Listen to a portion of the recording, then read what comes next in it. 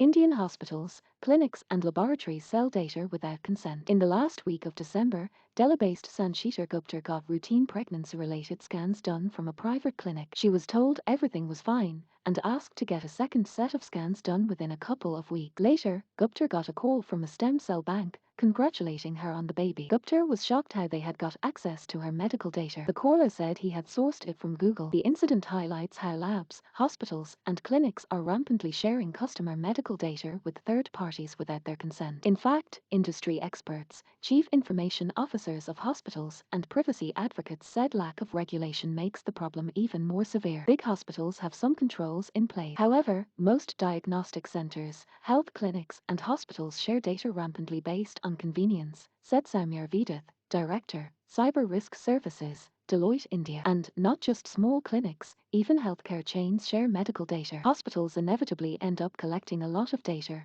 Some of it is needed, but a lot of it is not, said Rohin Garg, Associate Policy Counsel, Internet Freedom Foundation. According to the CIO of a large hospital, who requested anonymity, many tests done at hospitals and labs are nothing more than a commodity. This makes it very easy for medical entities in pursuit of making money out of it. For instance, if a stem cell bank approaches a small lab to furnish pregnant women's data, they will sell the data to make a quick buck. According to an industry executive, 60 to 70% of mid-size and large hospitals don't have proper electronic medical record systems and have no knowledge of, or a system to trace, who is logged into the system. This makes it very difficult to actually find out who is taking data out, he said, on the condition of anonymity. Many hospitals and clinics also lack clear policies on either deleting or retaining data. For instance, if you take a test today, you will get a reminder from the same lab 3 months or more later, which means they are retaining the data and have no deletion policy. N.S. Napanai, a Supreme Court advocate and founder of Cyber Sati Foundation, said at diagnostic centers, reports are also found near the reception area and there is no clarity on how much data a person at the reception has access to and how much data a doctor has access to,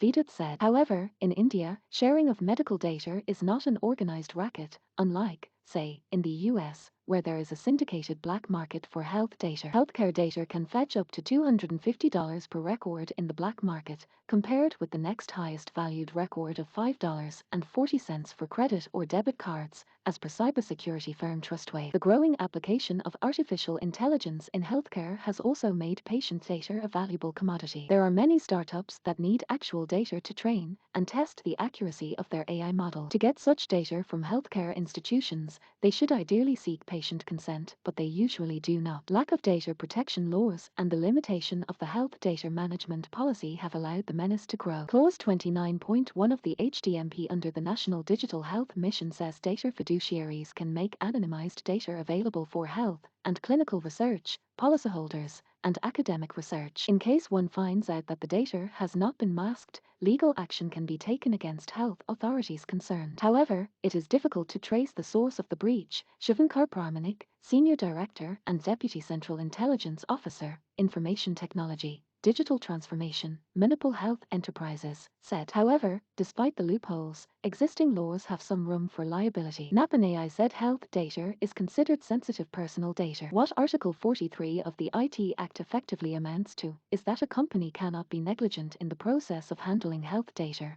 and if they are, then they are liable. Apijit.ahaskar@livemint.com